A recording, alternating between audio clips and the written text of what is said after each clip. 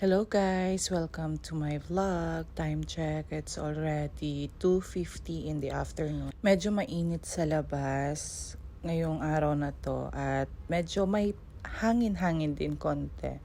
So maglalakad ako ng medyo malayo-layo sa may Adnoc. Gawa nga ng walang bus dito sa may greenhouse banda.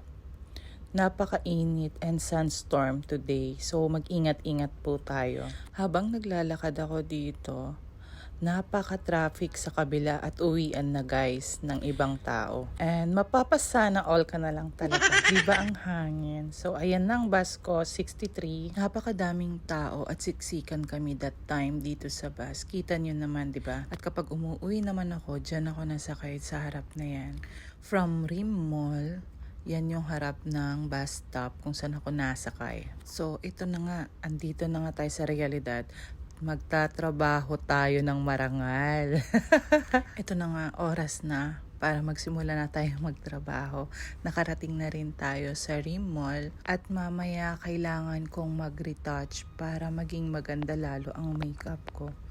Medyo kikinang-kinang na yung mukha. Ayan na nga at papasok na tayo sa loob ng mall. Andito tayo sa may Center Point. Welcome to Center Point, guys. So ayan, papasok na ako. At ito na ang itsura ko pagkatapos nating mag-retouch. Bye, guys!